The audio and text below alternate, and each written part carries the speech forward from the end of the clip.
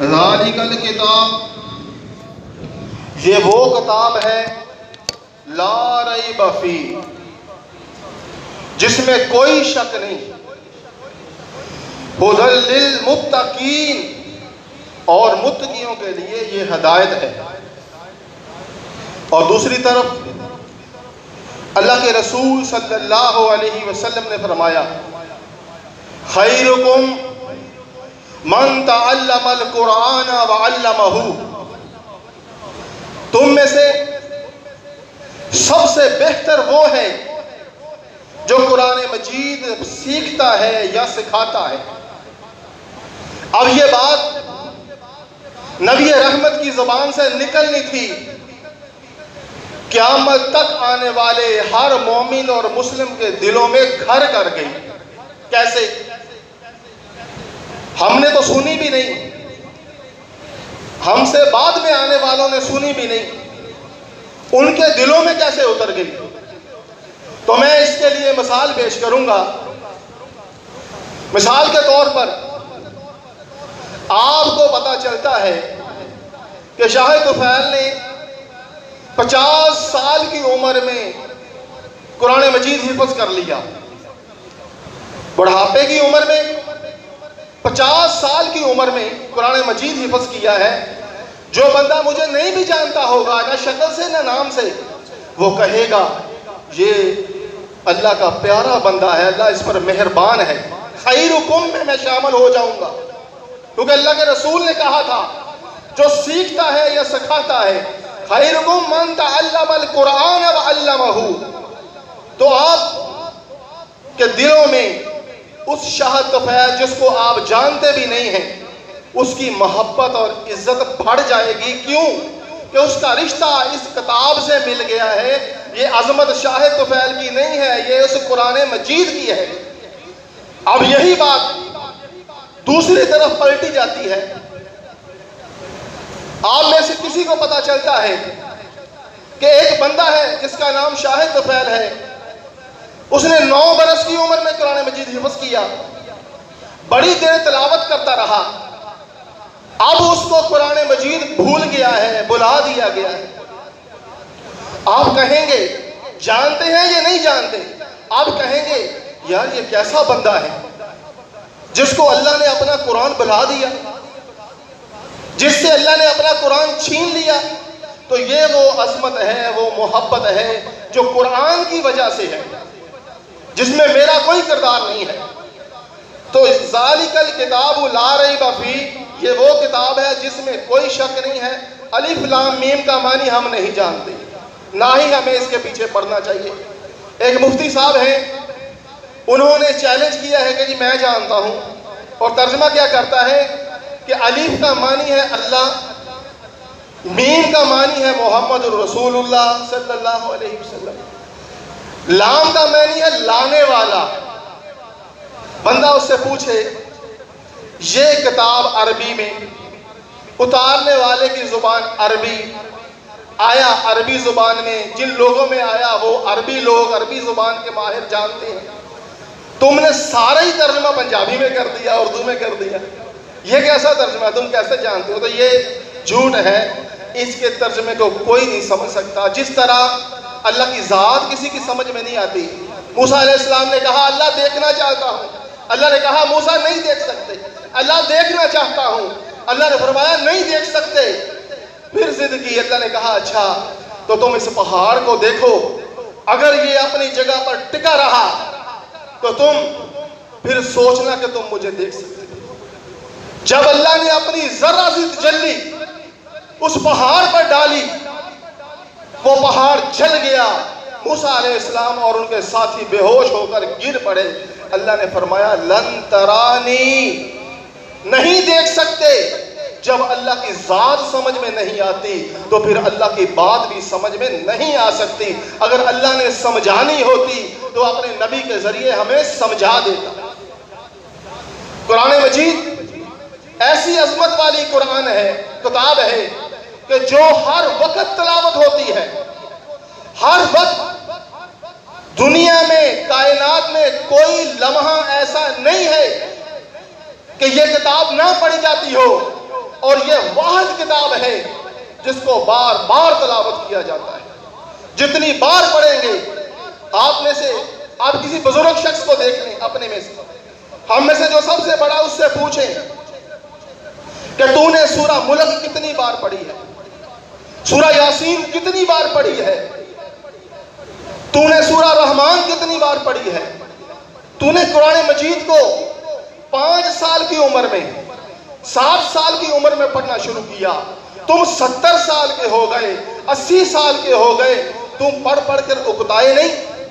تو اس کا جواب یہی ہوگا، میں نے جب بھی پڑھا ایسے لگتا ہے کہ جیسے ابھی نازل ہوا۔ یہ ایسی میٹھی کتاب ہے، اس کو بار بار پڑھا جاتا ہے، کیسا ہی اچھا سلیبس ہو، ایڈیشن ہو۔ میرا بڑا ہی پسندیدہ ایک ایڈیشن ہے علامہ اقبال صاحب کا شکوہ جواب شکوہ، میں نے اس کو 20 بار پڑھا ہے، لیکن آخر میں وہ اب اس کو پڑھنے کو جی نہیں چاہتا، اس کا شعر بھی یاد ہے، سب کچھ پڑھ لیا، اب پڑھنے کو جی نہیں چاہتا، وہی کتاب، وہی مصنف، وہی میں، وہی شوق۔ کیوں؟ کیونکہ ان کتابوں کی وہ عظمت نہیں ہے جو اس کی ہے۔ قاری صاحب سبح اسم ربک الاعلی پڑھ رہے تھے، حال اتاک حدیث الغاشیہ پڑھ رہے تھے، ہم نے کتنی بار سنی ہے، سینکڑوں بار نہیں، ہزاروں بار سن لی ہے، لیکن ہر مرتبہ ایسے لگتا ہے جیسے پہلی بار سن رہے ہیں۔ یہ اس کتاب کی عظمت ہے، اور پھر اس کو بچے پڑھتے ہیں، معصوم بچے سب سے زیادہ پڑھتے ہیں۔ سمجھ میں نہ آئے تو یہ ابو لہب کے نہیں آتی، اللہ سمجھانے پہ آئے تو بلال رضی اللہ تعالی عنہ سمجھ جاتے ہیں، نہ آئے تو PhD ہولڈر کی سمجھ میں نہیں آتی۔ اگر سمجھ میں نہ آئے، آپ نے دیکھا نہیں ہے، رحمان ملک ہمارے وزیر داخلہ تھے، سورہ اخلاص نہیں آئی تھی اسے، PhD ہولڈر تھا، اسے سورہ اخلاص نہیں آئی، کسی چھوٹے سے بچے کو اٹھاؤ اور اس سے پوچھو، آپ کو قرآن مجید پورا سنا دے گا۔ ایسے حافظ قرآن ہیں، نہ سمجھ میں آئے تو یہ عربی دانوں کے نہیں آتی، اللہ سمجھانے پہ آئے تو چھوٹے چھوٹے معصوم بچوں کو آ جاتی ہے۔ یہ وہ کتاب ہے جس کو پڑھنے کے لیے ڈگری کی ضرورت نہیں ہے۔ آپ BS کی کتاب پکڑیں، آپ کوئی میتھمیٹکس کی کتاب پکڑیں، آپ انگلش کی کتاب، آسان سے آسان کتاب پکڑیں، آپ نہیں پڑھ سکتے، آپ کے دل میں نہیں اترے گی۔ سال پڑھتے ہوئے ان بچوں کو ہو گئے، ان کو ابھی تک ٹینس نہیں آتے، کچھ بھی نہیں ہے، معمولی سی بات ہے، چند ماہ ہوتے ہیں بچہ قرآن کا حافظ بننا شروع ہو جاتا ہے۔ یہ اس کتاب کی عظمت ہے، یہ اس کی مٹھاس ہے، یہ دلوں میں اترتی جاتی ہے۔ اور پھر آپ جب تک MBBS نہیں کرتے، انجینئرنگ نہیں کرتے، آپ جب تک وکالت لا نہیں پڑھتے، اس وقت تک آپ کو فائدہ حاصل پریکٹس کے بغیر نہیں ہوتا۔ یہ واحد کتاب ہے، بچہ پہلے دن آتا ہے، کہتا ہے بسم اللہ الرحمن الرحیم، الف لام میم، اللہ فرماتا ہے میں نے تیرے ہر حرف کے بدلے میں تجھے 10 نیکیاں عطا کر دی۔ یہ اس کتاب کی عظمت ہے، نہ محنت لگی، نہ وقت لگا، اور پھر یہ میرے لیے ہی نہیں، اگر میں PhD کرتا ہوں اس کا فائدہ مجھے ہوگا، میرے باپ کو نہیں ہوگا، میری ماں کو نہیں ہوگا۔ یہ وہ کتاب ہے، اگر میں تلاوت کرتا ہوں اس کا فائدہ میری ماں کو بھی ہوگا، میرے والد کو بھی ہوگا، یہ ان کے لیے صدقہ جاریہ بن جائے گا۔ یہ اس کتاب کی عظمت ہے، سب سے زیادہ پڑھی جاتی ہے، ہر وقت تلاوت ہوتی ہے۔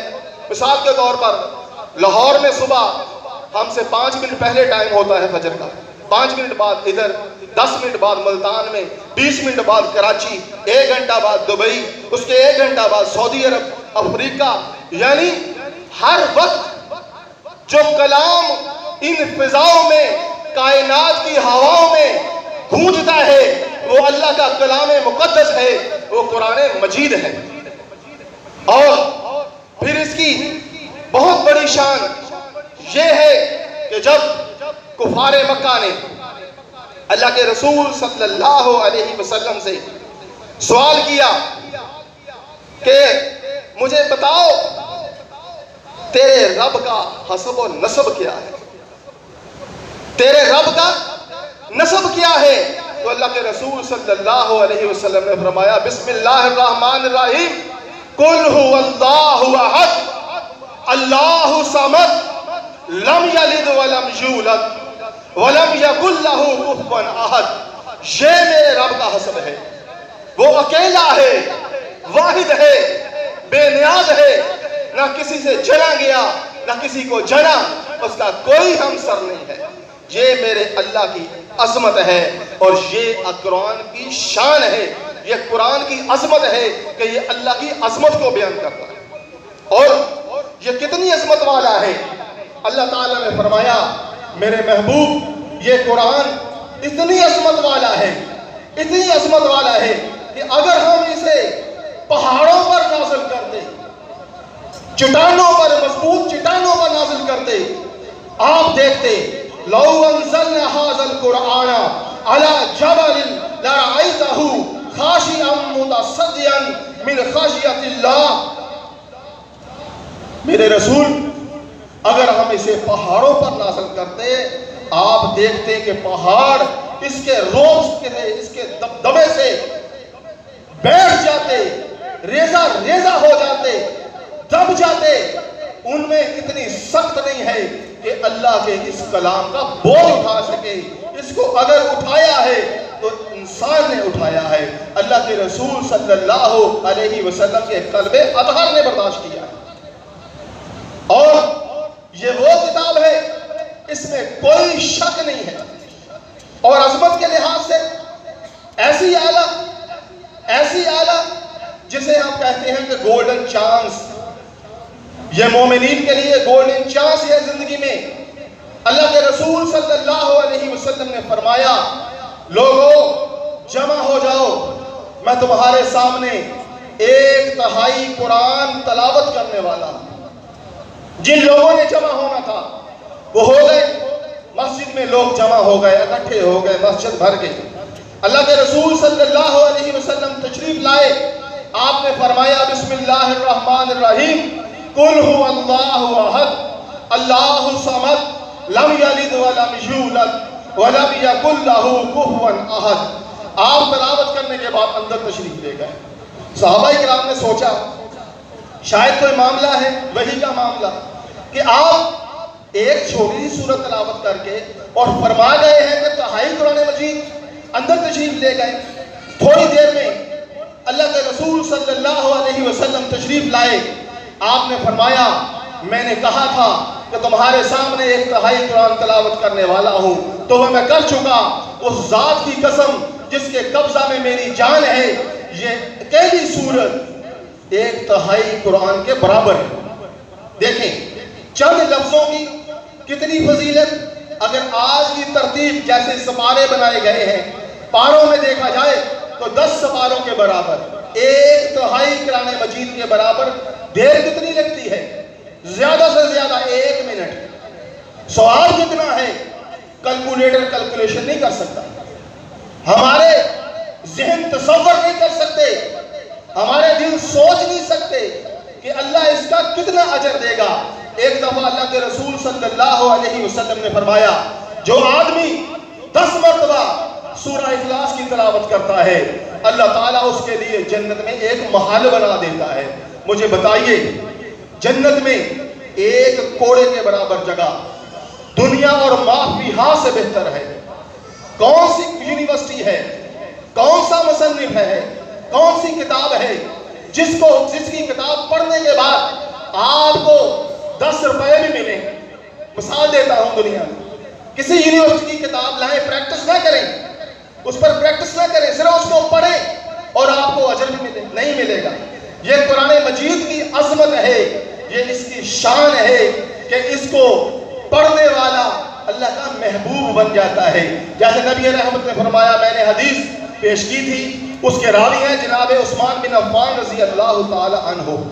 جب اسلام قبول کیا، تاریخ کہتی ہے کہ آپ اتنے بڑے تاجر تھے، اتنے بڑے تاجر تھے، قریش آپ کی عزت کرتے تھے، مدینے میں آپ کی عزت تھی، آپ کے پائے کا تاجر نہیں تھا۔ اور جب آپ کو پتا چلا کہ خیرکم تو وہ ہے جو قرآن مجید سیکھتا ہے اور سکھاتا ہے، آپ نے اپنی ساری زندگی قرآن مجید کی خدمت میں گزاری۔ اور جب آپ کی شہادت ہوئی، آپ دیکھیں تاریخ گواہ ہے، ہر بندہ اس بات کو جانتا ہے کہ عثمان بن عفان رضی اللہ تعالی عنہ کے سامنے کوئی مال و دولت کے انبار نہیں تھے، غلاموں کے گل نہیں تھے، صرف قرآن مجید تھا۔ وہ اللہ کے قرآن کی تلاوت کر رہے تھے۔ آپ قرآن مجید پڑھتے ہوئے خیرکم میں شامل ہو کر اس کائنات سے، اس دنیا سے تشریف لے کے گئے۔ شہادت آپ نے پائی تو خیرکم میں، کیونکہ آپ نے اللہ کے رسول سے سنا تھا خیرکم من تعلم القرآن وعلمہ، تو پھر آپ نے اس کو اپنے سینے سے لگا لیا۔ پھر آپ کی جان تو گئی، ہاتھ سے قرآن کا دامن نہیں گیا۔ اور یہ قرآن ایسا ہے کہ اس کو بدلا بھی نہیں جا سکتا، اس میں کمی پیشی بھی نہیں کی جا سکتی۔ سورہ قیامہ میں اللہ تعالیٰ نے فرمایا ہے اِنَّا عَلَيْنَا جَمْعَهُ وَقُرْآنَ، لوگوں اس کو جمع کرنا ہمارے ذمہ ہے۔ اس کا جمع اللہ تعالیٰ کے ذمہ ہے، اللہ نے جمع کیا ہے۔ بعض لوگ کہتے ہیں جی نہیں، یہ اگر قرآن مجید صحیح ہے تو پہلے سب سے پہلے سورت آئی تھی اقرا، آپ نے الحمد شریف کیوں لگا لی؟ ترتیب کے لحاظ سے کیوں نہیں قرآن آیا؟ سب سے پہلے سورہ اقرا بسم ربک الذی آئی، تو آپ نے یہ کیوں لکھی؟ اس لیے یہ قرآن نعوذ باللہ من ذالک ان کے نزدیک صحیح نہیں۔ لیکن اللہ فرماتا ہے ان علینا جمعہ وقرآن فَإِذَا قَرَأْنَاهُ فَاتَّبِعْ قُرْآنَهُ ثُمَّ إِنَّ عَلَيْنَا بَيَانَهُ، اس کا جمع کرنا بھی ہمارے ذمہ ہے، اس کو پڑھانا اور سکھانا بھی ہمارے ذمہ ہے، اور اس کا بیان، اس کی تشریح اور تفسیر بھی ہمارے ذمہ ہے۔ اور اب اگر کوئی بندہ اس میں شک کرے تو اس کو اپنے ایمان کی خیر بنانی چاہیے۔ میں یہ سمجھتا ہوں قرآن مجید بھی حق ہے، اس کو لانے والا بھی حق ہے، اس کو بھیجنے والا بھی حق ہے، جس کے قلب اطہر پر آیا وہ بھی حق ہے، جس نے اس پر عمل کر کے دکھایا وہ صحابہ اکرام بھی حق ہیں۔ آج ہمارے پاس اگر کتابی شکل میں ہے تو بالکل من و عن یہی کتاب حق ہے، اور اس کی اتنی عظمت ہے، اس میں کوئی کمی پیشی نہیں ہو سکتی۔ تو میں یہ دعا کرتا ہوں کہ جو کچھ میں نے بیان کیا، اللہ سب سے پہلے مجھے پھر ہم سب کو صحیح معنوں میں اس کو سمجھ کر عمل کرنے کی توفیق عطا فرما۔ وَأَقُولُ قَوْلِي